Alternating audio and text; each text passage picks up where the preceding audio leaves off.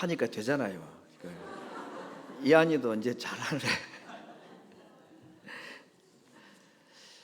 요셉 이야기, 하나님께서 요셉과 함께 하셨다 그런 얘기고, 오늘도 하나님께서 나오미와 함께 하셨다는 얘기를 같은 맥락에서 말씀을 드리고자 합니다. 여러분, 이제 이 룻기에 나오는 여 주인공들이 한 두어 사람 나오는데, 나오미와 룻 두 사람이죠. 나오미가 시어머니이고 룻이 며느리인데, 그 이야기는 베들레헴이라는 한 마을에 살던 한 가족이 남편과 아내 두 아들을 데리고 모압이라는 다른 땅으로 피신간 이야기입니다. 그 이유는 베들레헴 땅에 흉년이 들어서 먹을 것이 없어서 갔다고 그랬습니다. 그런데 사실은 먹을 것이 없어서 갔다기보다는 나중에 나오미 얘기 들어보면 자기만 먹고 살려고 갔다는 것이 맞을 것입니다. 그건 나중에 다시 보도록 하겠습니다.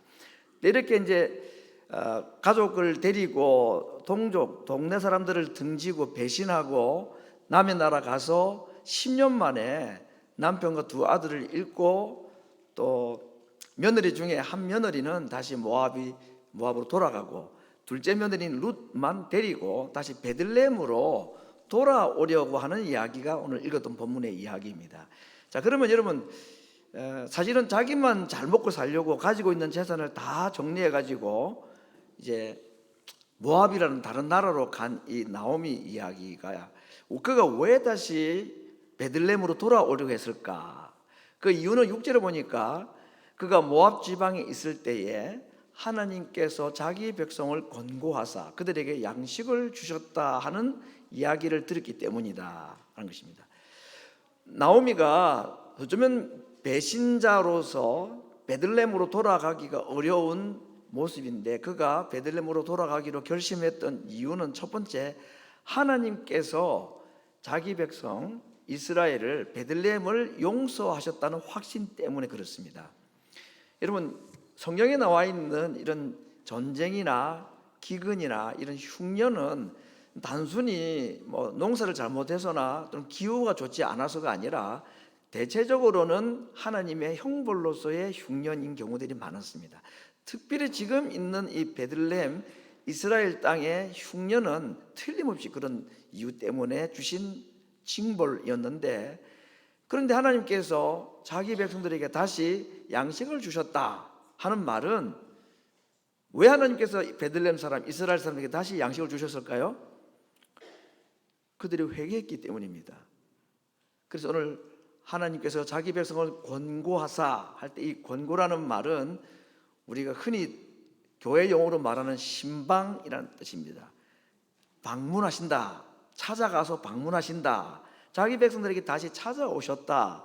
그래서 그 결과 양식을 다시 주셨다는 겁니다. 흉년을 끝내고 자기 백성들에게 양식을 주셨다. 왜 하나님께서 그들에게 양식을 다시 주셨을까요? 그들이 회개했기 때문이고, 하나님께로부터 그가 용서를 받았기 때문에 그 증거로서 주신 양식입니다.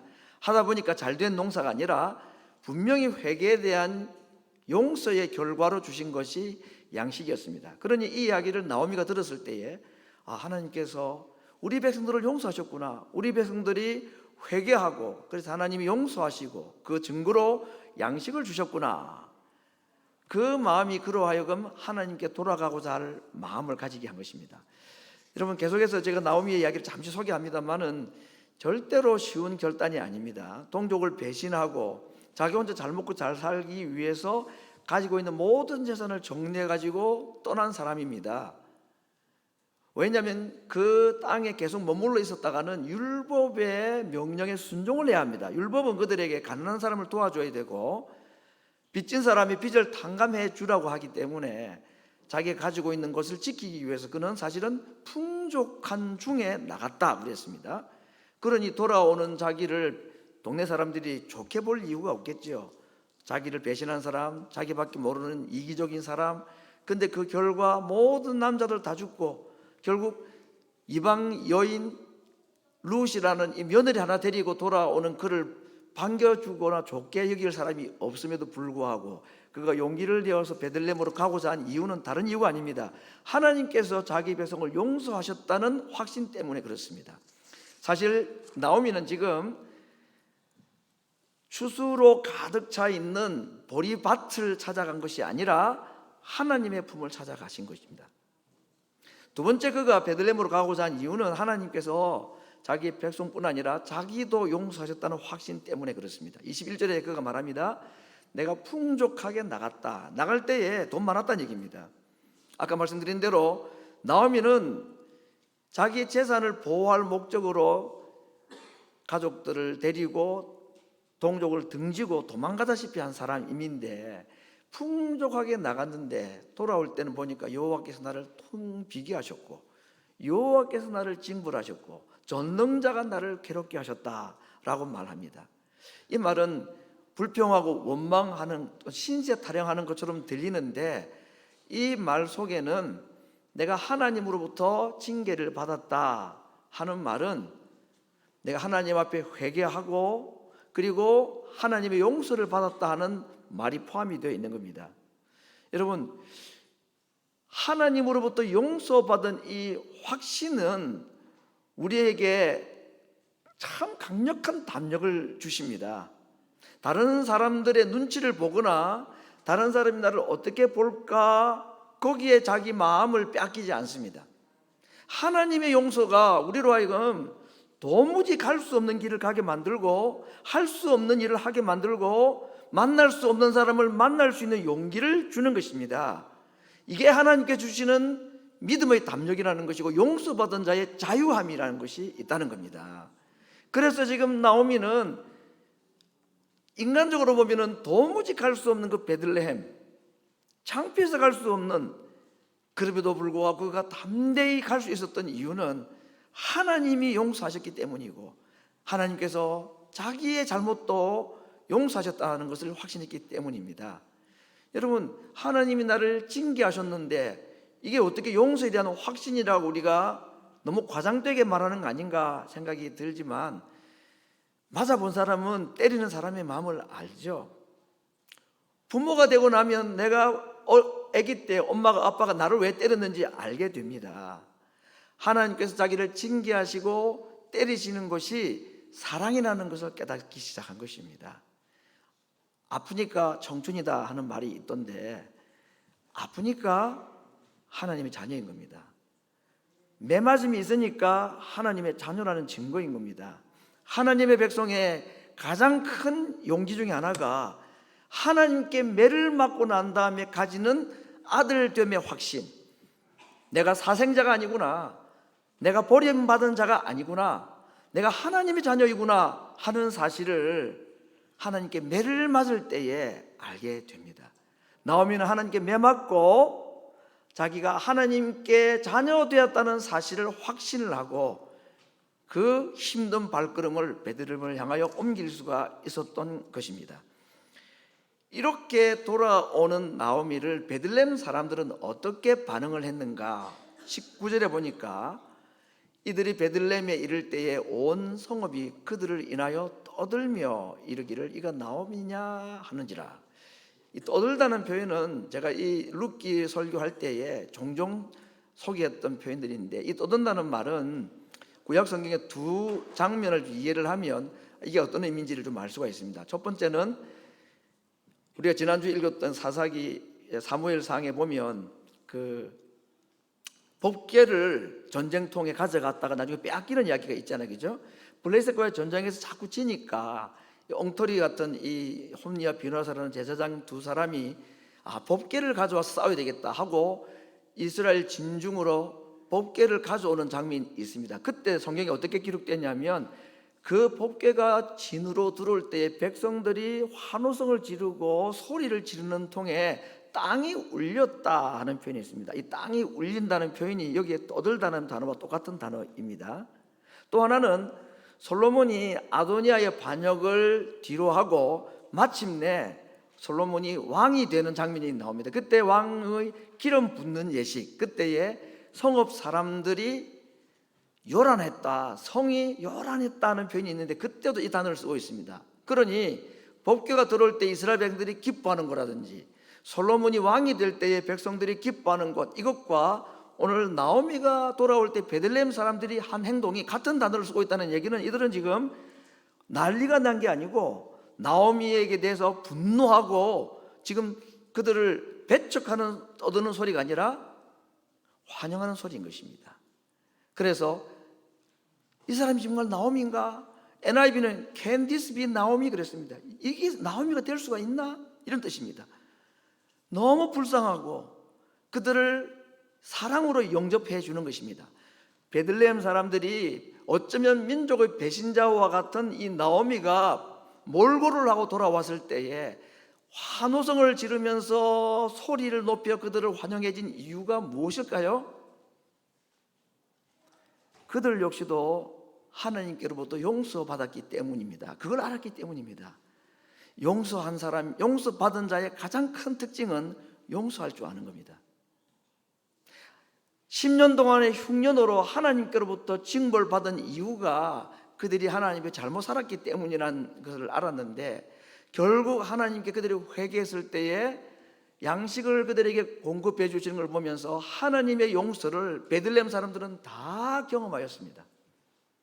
그런 중에 자기를 배신했던 자와 같은 나오미 가족이 돌아왔을 때에 하나님이 자기들을 대한 똑같은 마음으로 그들을 대해 준 것입니다. 원망하고 분노한 것이 아니라 그들을 영접해 준 이유는 그들도 하나님으로부터 용서를 받았기 때문입니다. 아름다운 공동체가 회복이 된 겁니다. 베들레헴 공동체. 우리 교회 앞 도로 이름이 베들레헴 파익인데 아무튼 기분이 좋습니다. 이런 얘기 들을 때마다 베들레헴, 그냥 이름이 좋아서가 아니라 이렇게 용서받고 하나님으로부터 받은 용서를 또 다른 사람에게 용서를 베풀 수 있는 회복과 하나됨 용서가 있는 공동체. 지금 하나님께서는 이렇게 베들레헴 사람들을, 이스라엘 사람들을 조금씩 다듬어가고 계신 중에 있습니다. 자, 여러분, 이렇게 돌아온 자기를 환영해 줄 때에 나오미는 어떻게 반응했을까요? 너무 의외의 반응 아닙니까? 돌멩이라도 던질 줄 알았는데, 눈도 한번 안 맞을 줄 알았는데, 콧방귀 끼면서 다 돌았을 줄 알았는데, 이 나오미 아니냐고, 어떻게 지냈냐고 막 이러면서 환영을 해줬을 때에 나오미는 고마운 마음도 있었겠지만 미안한 마음도 있었을 것이고, 근데 환영해주는 동네 사람들을 향하여 나오미가 가지는 반응이 있습니다. 나를 더 이상 나오미라고 부르지 말고 마라라고 불러달라.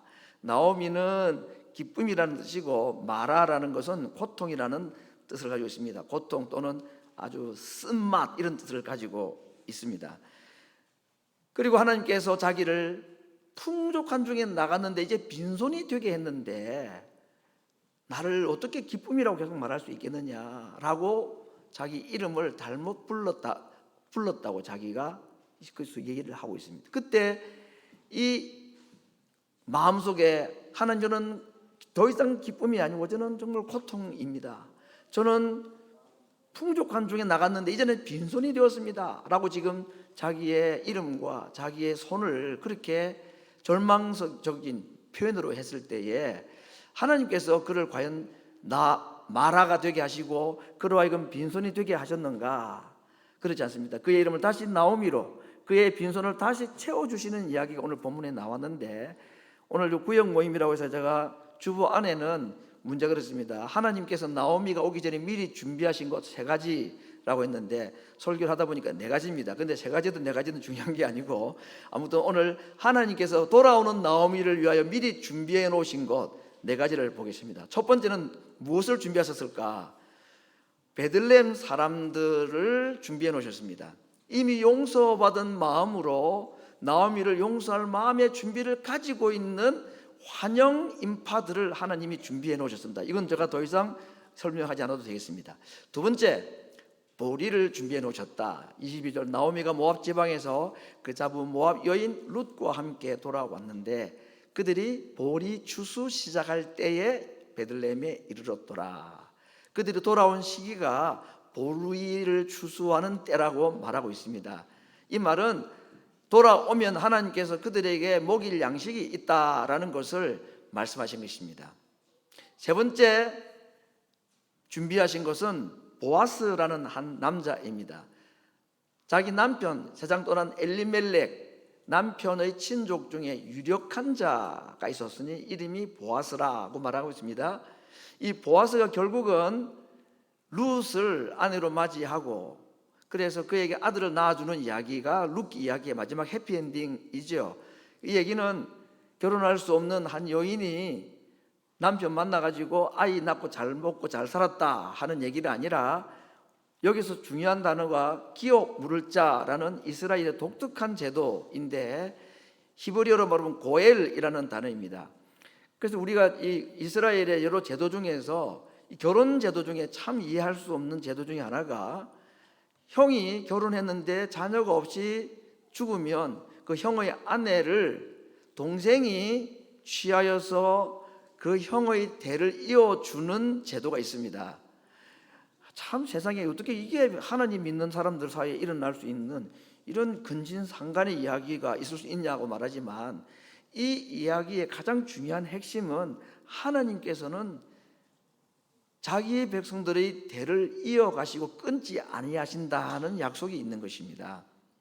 그래서 나오미가 남편이 죽고 두 아들도 죽고 그 두 아들에게서 태어난 자녀가 아무도 없는 상태에서 며느리 룻을 데리고 왔고 룻은 시어머니를 따라서 오겠다 했습니다. 그 동서인 오르바는 돌아가서 다른 자기 고향 사람들과 결혼해서 살았을 것이고 룻이 베들레헴으로 돌아오면 결혼을 할 수가 없는 겁니다. 왜냐하면 나오미 가정에 남자가 아무도 없기 때문에.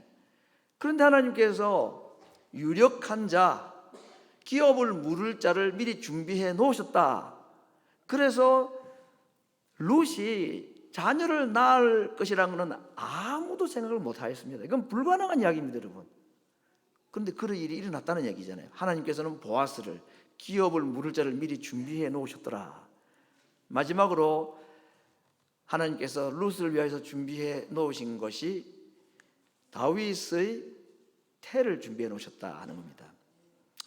그렇게 해서 보아스를 통해 태어난 아이를 오벳이라고 이름을 불러주었는데 그 이웃 여인들이 그에게 이름을 지어주었다 그랬습니다. 자식 이름을 이웃 동네 사람이 지어주는 경우가 있습니까, 여러분? 추천을 하지만 결정은 내가 하는 거잖아요. 부모들이 하는 거 아닙니까? 저도 손녀 딸 이름 제가 못 지었습니다. 근데 오늘 동네 사람들이 이 나오미의 며느리가 낳은 아들의 이름을 오벳이라고 지어주었다. 근데 이 사람이 누구냐면 다윗의 할아버지다 그랬습니다.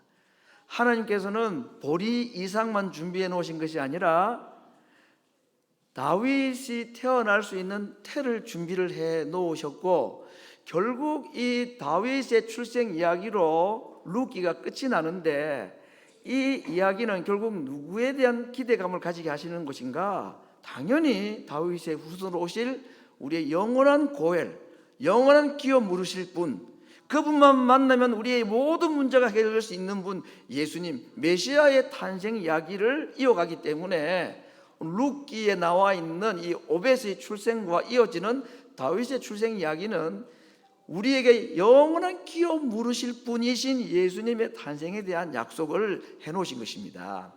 단순히 그냥 효심 많은 한 며느리의 시어머니 사랑 이야기가 아니라 이것이 하나님의 백성들에게 주시는 하나님의 큰 약속인데 그 약속이 무슨 약속이냐? 하나님께서 우리의 고통을 마라를 나오미로 바꾸시고 우리의 빈손을 미리 준비하신 것으로 채워주시는 분이시라는 것, 그 일을 하실 분으로 미리 준비해냈으면 보아스와 같이 오늘 우리들에게도 마라라고 스스로 이름할 수밖에 없는 우리의 삶을 아니야, 너의 이름이 왜 마라냐? 너는 나오미야. 너는 기쁨이고 너는 즐거움이야. 여러분, 이 말은 두 가지 의미가 있습니다. 하나님께서 우리 마라와 같은 삶을 기쁨과 즐거움으로 채워주신다는 말씀도 되고 하나님 앞에 우리가 기쁨이 되고 즐거움이 된다는 말도 되는 것입니다. 하나님께서 언제 가장 기쁘실까요? 하나님께서 언제 가장 즐거우실까요?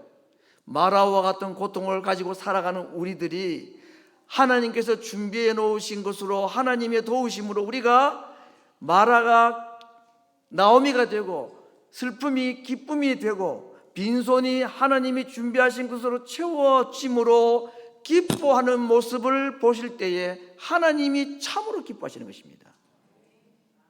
하나님은 우리에게 나를 기쁘게 해봐, 한번 너의 모든 걸 희생하고라도 내가 시키는 대로고 내가 기뻐할 수 있도록 너희는 모든 걸 순종해야 된다. 우리를 종처럼 우리에게 기쁨을 공연하라고 말하지 않습니다.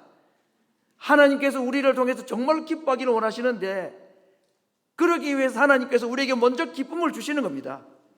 어떤 기쁨을 주시느냐? 세상 사람들이 줄 수 있는 기쁨이 아니라 도무지 해결할 수 없는 문제들 가운데서 마라와 같은 쓴 고통을 가지고 있을 때에 가지고 있던 모든 것이 비어버린 그 손에 하나님께서 주시는, 채워주시는 것으로 기뻐하는 모습을 통해서 하나님께서는 참으로 기뻐하기를 원하십니다. 하나님이 우리의 나오미이시고 우리가 하나님의 나오미인 겁니다. 이를 위해서 하나님께서 하실 일이 무엇이냐? 미리 준비하심입니다. 보리도 중요하고 보아스도 중요하지만 정말 우리에게 하나님께서 참 기쁨을 주시기 위해서 준비해 놓으신 다윗의 태가 우리에게 진정한 기쁨을 주실 수 있는 분이십니다. 예수님을 만나기만 하면 그 인생은 마라가 마실 수 있는 물로 바뀌는 이야기, 이 이야기가 출애굽기에 나오는 이야기 아닙니까? 이스라엘 백성들이 홍해 건너고 3일 만에 마실 물이 없어서 목이 말라서 원망하고 탄식하다가 만난 한 장소에 물을 발견했는데, 오아시스죠. 근데 독이 들어서 먹을 수 없는, 마시면 죽을 수밖에 없는 물을 만났다고 그랬습니다. 그래서 이스라엘 백성들이 그 물 앞에서 탄식하고 하나님 앞에 원망을 했다고 그랬습니다. 그래서 그 장소의 이름을 뭐라고 짓습니까? 마라라고 이름을 붙입니다. 그 뜻은 역시 쓰다, 고통이다, 아프다는 뜻을 가지고 있는 겁니다. 마실 수 없는 물을 왜 주십니까? 그때 하나님께서 어떻게 하셨는지 우리가 잘 알지요. 한 나무 가지를 보여주시고 모세가 그 가지를 마라의 물에 던졌을 때에 마실 수 있는 물로 바꾸신 이야기입니다. 그리고 이 이야기 이후에 하나님께서 자기의 이름을 또 하나 소개를 하십니다. 나는 너희를 치료하는 여호와라 라는 말씀을 하십니다. 여호와 라파라는 말을 여기 사용하십니다. 하나님이 무엇을 치료하시고 무엇을 고쳤을까요? 마실 수 없는 마라의 물을 마실 수 있는 물로 바꾸시고 고치신 것도 맞습니다. 그런데 하나님께서는 나는 마시지 못할 물을 치료하는 자라고 말하지 않았습니다. 나는 너희를 치료하는 자라. 이스라엘 백성들이 마실 수 없는 마라의 쓴물 앞에서 고침이 필요했던 자들이었습니다. 원망하고 불평하고 믿지 못하는 그들의 불신앙이야말로 그게 마라였습니다. 마시지 못하는 물이 마라가 아니라 마실 수 없는 물 앞에서 원망하고 탄식하고 하나님을 의지하지 못하는 그들의 삶, 불평하는 말이 그게 아픔이고 마라였습니다. 하나님은 물을 고치기를 원하셨던 게 아니라 이스라엘 백성들을 고치기를 원하셨습니다.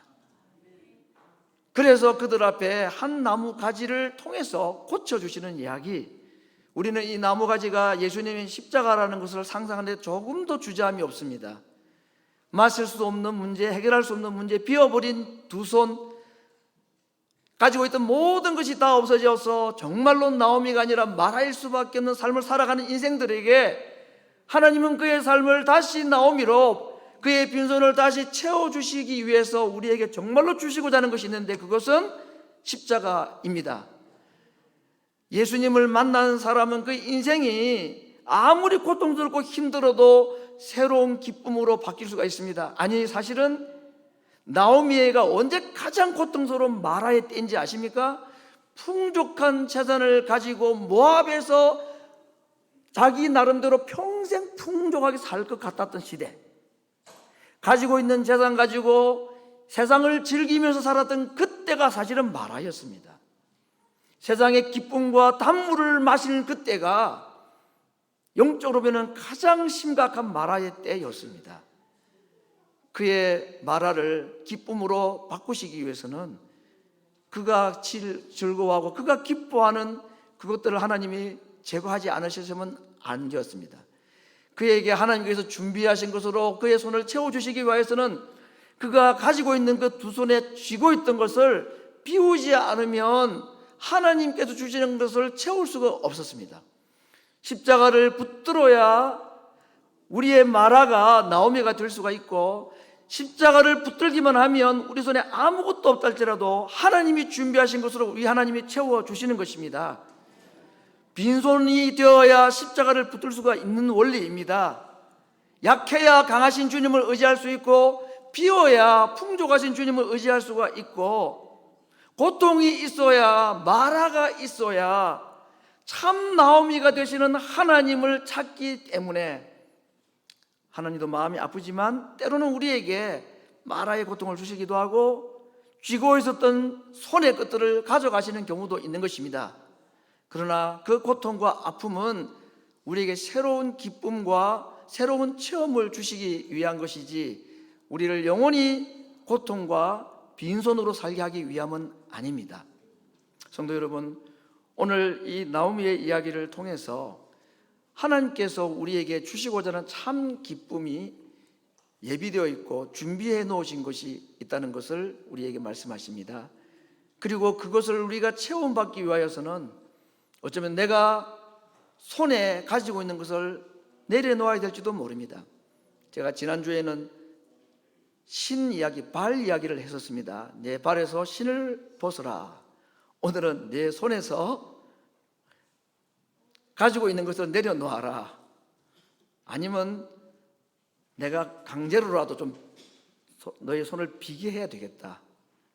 왜냐하면 그걸 쥐고는 나뭇가지를 붙잡을 수 없고 마라가 기쁨이 되는, 나오미가 되는 이 기쁨을 경험할 수 없기 때문에 하나님께서 우리 인생 가운데 가끔씩은 우리의 손을 비우실 때가 있고 우리의 삶을 마라가 되게 하실 수도 있습니다. 그러나 아프니까 하나님 자녀입니다. 고통이 있으니까 우리가 하나님의 자녀인 것입니다. 오늘도 빈손 앞에서 주저하고 좌절하고 낭망하는 우리들에게 하나님께서는 말씀하십니다. 이제부터 내가 채우겠다. 모든 것이 준비되어 있다. 너의 손을 나를 향해 벌리기만 하고 너의 빈손을 십자가를 붙들기만 하면 그때부터 너가 준비한 풍족한 게 아니라 하나님이 준비하신 풍족함, 너가 만든 기쁨이 아니라 하나님 주시는 나오미의 기쁨으로 내가 너희를 채워주겠다는 이 약속, 이것이 과거 하나님 백성들인 이 나오미와 룻에게만 있었던 이야기가 아니라 오늘 우리들에게도 주어진 약속입니다. 예수님의 십자가가 오늘도 우리에게 마라를 나오미로 빈손을 충만함으로 채워질 수 있는, 내가 주는 기쁨, 평안은 세상이 줄 수도 없는 것이라고 말씀하셨고, 주님의 사랑과 주님의 평강이 우리 마음속에 흘러 넘치도록 하시겠다고 약속하신 오늘 이 약속을 믿음으로 바라보고 주님 앞에 엎드려 도움을 구하고 기도하는 하나님 백성들 되기를 간절히 바랍니다. 우리 같이 한번 기도하겠습니다.